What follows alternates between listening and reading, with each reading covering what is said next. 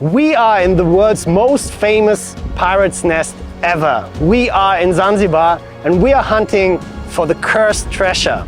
Come with us and we will explore how waste management works on this beautiful African island, what issues the tourists bring, how the locals deal with it, and what happens to all the plastic waste. Besides all the problems, we will also try and explore what are potential solutions and what can we, everybody, actually do about the problem.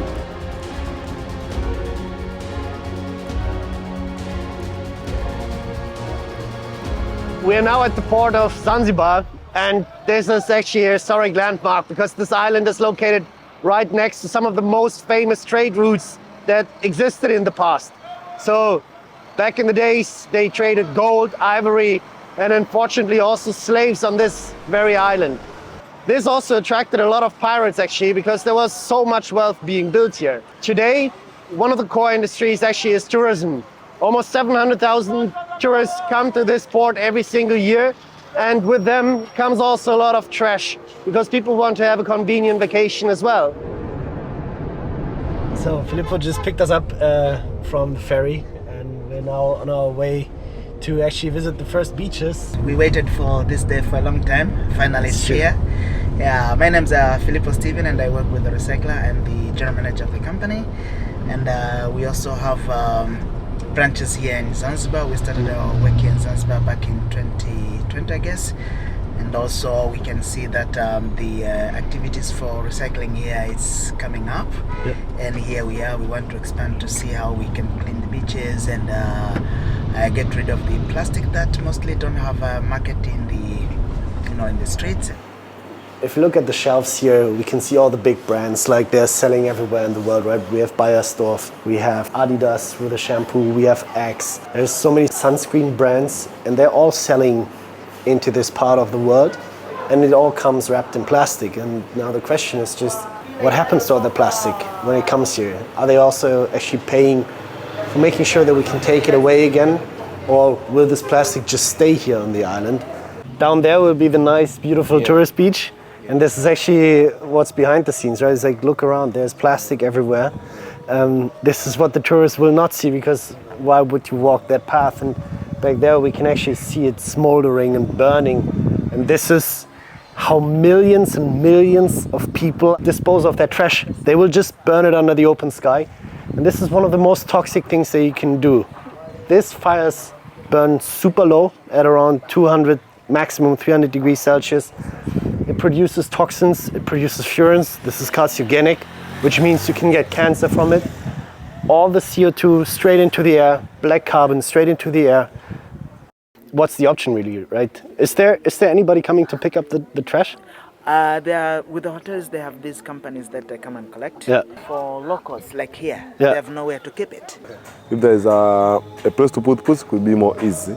And does anybody collect waste here? For hotels, there is, but for locals, there is no. So nobody that lives here has access to waste management? There is no. I know the health effects of putting it everywhere, but not everyone knows.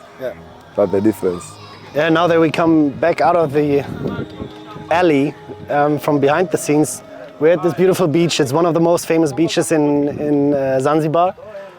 Tourists are everywhere, there's beach bars, and this area will generally be kept clean because it's needed. But we're seeing an interesting effect right now because it is low tide and you can see that the tide is actually washing in plastic waste, right? If we go down to the beach, we can see plastic items everywhere. And this does not necessarily have to come from Zanzibar itself, but this can also come from mainland. This can be plastic that's been washed into the water in Dar es Salaam and the currents are taking it over here. We have plastic bottles, we have different kinds of plastic bags, some fishing gear. It's the same picture wherever you go. It's always the same crap that you find. At the same time, we don't even have to look far because it always tells us who the polluters are because they proudly put their brand name on it. And we need to work together. We need to install systems that we can capture that waste actually before it ends up on the beach, before it ends up in the ocean, because now collecting all of that is close to impossible. Unfortunately, we have a proper waste management and plastics expert here with us, and we're going to do a bit of material science. So maybe we can go through the different material types. What is this? This is PET, and this is a valuable plastic here. Yeah. You would get around 300, 400 depending on the season, and a lot of people are buying that. Yeah. So it has a market around here. Okay, because you can recycle it, you can turn it into a new product. Yes. Yeah. Yes. And then, I mean, this is also a water bottle, right? Yeah. This is energy drink bottle. Yeah. And this is also PET. Yeah. But unfortunately, it doesn't have enough value because of the colors. Okay. So it takes a lot of resources to remove the color. That's why people don't buy it. Okay. It's expensive to process. The only way we get rid of that is through waste to fuel, because you cannot recycle in that way, in that sense. And also we have this hard plastic. This is also valuable.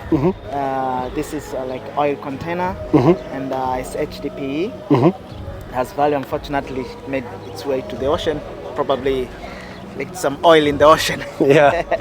And you have this HD.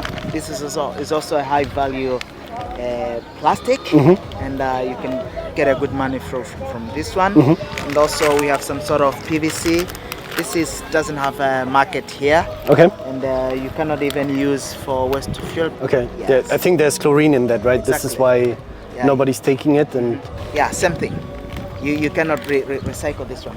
and it's also multi-layered, right? So we have aluminum, we have different material types, and so as you can see, different plastics have different values, and in the end that means the majority of PET will be collected by the informal sector, right? By waste pickers, because they can sell that for money, and still we can see there are so many plastic bottles in circulation that nobody can collect it all, especially not through a chaotic system where you first let it go into the environment, then somebody comes and picks it up, because the likelihood of them finding everything is just super low. And then we have items that can't even be turned into energy because the waste to energy plants won't take it. So this is actually the worst of the worst. And then we have this multi-layer stuff that just has no value. And we have material that in theory could be recycled, but it does not hold enough economic value for anyone to collect them. And how does it actually work? Because we're now on an island, right? It's like 1.5 hours by speed ferry back to mainland. So you would need to transport that PET back to Dar es Salaam? Yes. So normally people that are doing recycling and that are doing collection of plastic bottle and other materials, they would have a dhow, something like a boat that takes all materials to the mainland, because it's very costly to use the regular ships, because they charge a lot per cubic meter, something like that. And also you have some sort of taxes on the other side. So people would prefer to use cheap means of shipping instead of using the very proper one. You can see these trash containers. You can find many of them in Zanzibar beaches and even Forodhani, where people comes in and drop in waste. It's very beautiful, as it has a shape of a tuna, I guess, and you can find them in different shapes. So it's one of the effective ways to collect waste. The only challenge with this is that you need somebody permanent to come and empty it on time. A big part of the reason why we're here is not just to look at how bad the problem is, right, but to also find solutions. I think even though this is currently poorly managed, this is one of the areas where intervention would be possible. So the idea is to actually establish a project here. And it is very possible, especially, working with the hotels. They are always wanting to have a solution. So the people who are in charge of cleaning this area, probably the hotel around here, we could work with them, train them, and also be in charge of making sure that we collect it on time. As we walk around here, it's like right there we have a bin, and at the same time this place is already slowly turning into a mini dump site again. And now that we're in the purely tourist area where there's hotels everywhere, there's ice cream stations, there's diving stations, there's all that, we stop seeing these tiny little landfills because nobody wants the tourists to see that in the end, right? But if we go back to the village, this is where the situation is worse, because nobody's being paid there to collect the waste. Nobody's being paid there to clean the beach once a day so that there's a nice experience for everybody that's living there. And I think this needs to change because we can see right here the beach is clean. I don't even want to know what happens to the waste if it all goes back to that tiny little dump site and it's being burned. But it goes to show already that we can keep an area clean if there's enough interest in it. I think the important piece is like we're not coming here to blame Zanzibar, right? The goal is to protect Zanzibar because it is a super beautiful island. The question is, what are the solutions? And I mean, you are, and the recycler, everybody there are waste management professionals. Like, what do you think is required to solve the problem? Well, in a place like this, you would need maybe a few things. One should be like a policy, so that would enforce people, you know, or put some sort of regulation, you know, just to make people aware that they should be responsible. Yeah. And secondly, you need somebody to show example, somebody like us who would come maybe install infrastructure, supervise the exercise, make sure collection is done, training people, educating people. All those kind of issues will eventually not only make waste collection possible, but also change behaviors of people, because I think that will be the most important thing. Not only to provide the service, but also to enforce or influence the behavioral change. So everyone is responsible in managing waste. What is keeping you from doing that? The issues would be a financial capacity to do that. All these issues would require resources, would require people, you know, and most of these waste does not generate enough income for itself to be sustainable.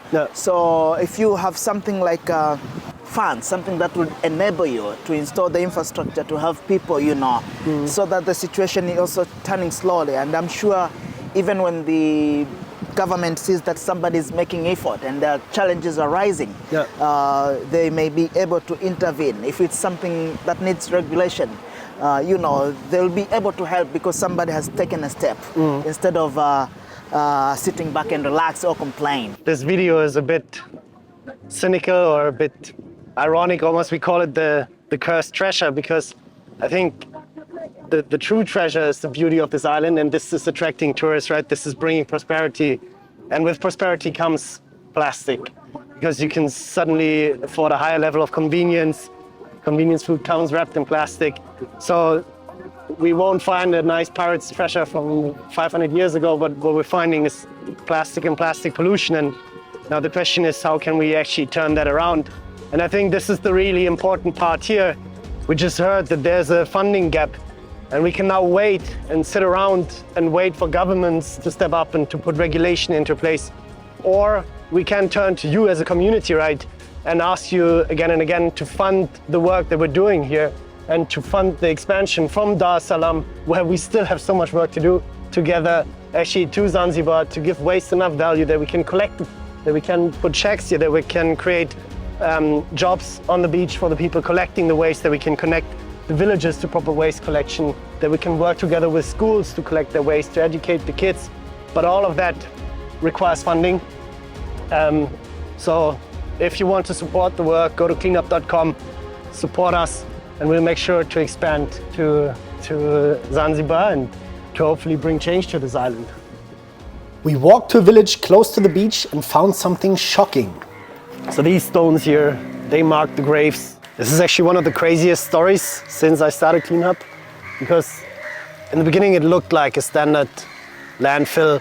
We're next to a village, so same story like in so many areas around the world. The locals do not get waste collection services, so they need to get rid of their waste somewhere. And in case I'm standing on a graveyard.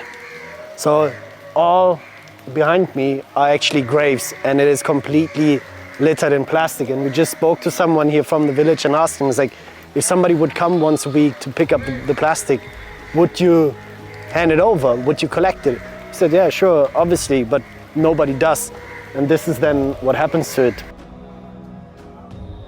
Now we are heading to the dump site, where all waste that is collected in the residential areas and commercial areas are supposed to go. And so we went and visited around. We saw how the activities are going on. They are doing a good job collecting plastic, cardboard, paper. And we also saw how they contain the leachate in the landfill. Like the people there doing really important work. At the same time, I think very undignified works, like digging through other people's trash because it comes in as mixed, right? And then they were looking for the PET water bottles. And also the material is so contaminated already that you can only downcycle, like you can't turn that back into packaging because it's too dirty with all the organic waste there. Yeah.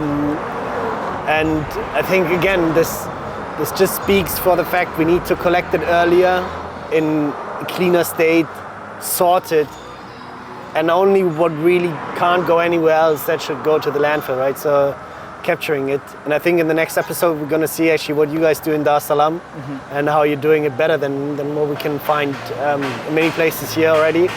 So tune in for the next one, subscribe, and yeah, stay tuned.